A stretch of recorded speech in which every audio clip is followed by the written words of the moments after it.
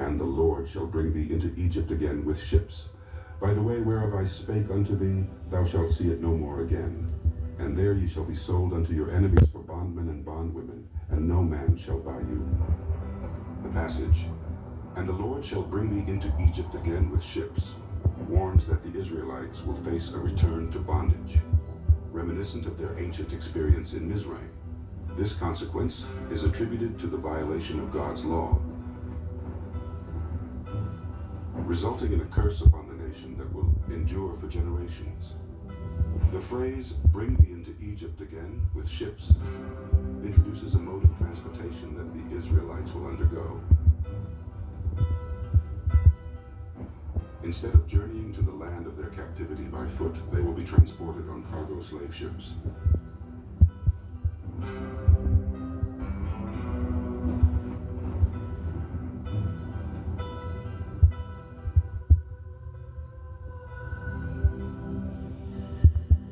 The word Egypt is metaphorical for captivity. Let's prove that by going to Hosea 8:13.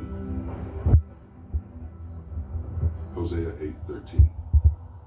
They sacrifice flesh for the sacrifices of mine offerings and eat it, but the Lord accepteth them not.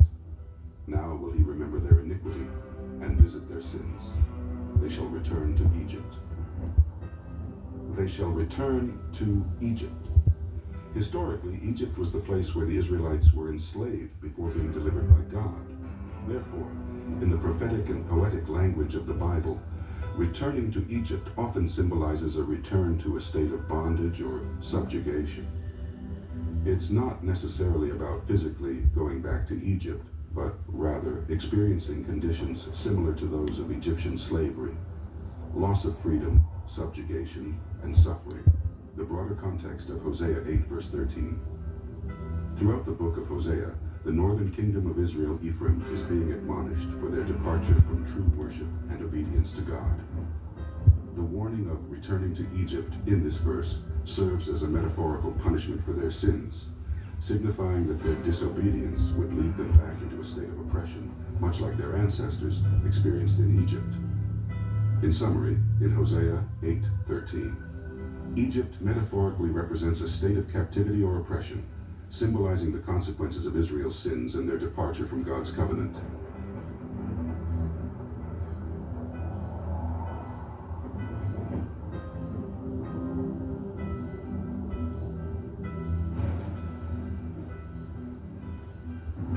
By the way whereof I spake unto thee, thou shalt see it no more again.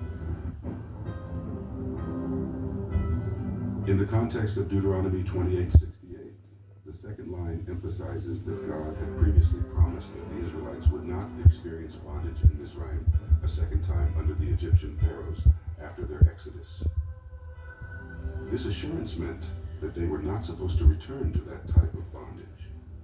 However, this part of the verse serves as a reminder of that promise and an indication of how dire their situation would become if they abandoned God's laws. The warning suggests that a breach of God's commandments could lead them to a form of bondage, similar to what they had been delivered from, emphasizing the importance of adherence to divine guidance. And there ye shall be sold unto your enemies for bondmen and bondwomen. And there ye shall be sold unto your enemies for bondmen and bondwomen. Any nation involved in enslaving the Israelites is considered an enemy of God, even though they are used as instruments of oppression. The use of the future tense, shall be sold, indicates a prophecy of what will happen if the Israelites disobey God. Bondmen and bondwomen refer to male and female Israelite slaves, respectively, signifying a total loss of freedom and regression to their former state before the deliverance by God. The curse of the Israelites in Deuteronomy 28 will extend to their great-grandchildren, persisting until death.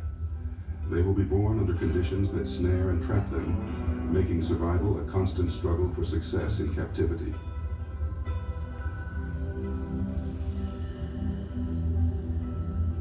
And no man shall buy you. The Israelites will not be rescued from bondages because no one will redeem them except for the Most High.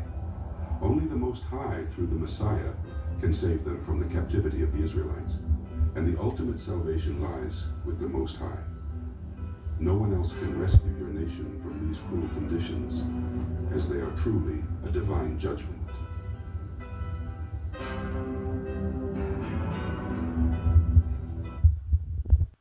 Marcus Garvey couldn't free us from our captivity. Malcolm X couldn't free us from our captivity. Dr. King couldn't free us from our captivity. Huey P. Newton and the Black Panthers couldn't free us from our captivity. No man shall free our people from this captivity. No one but the Most High Yah who put us in this captivity at the return of Yahushua HaMashiach known as Jesus Christ.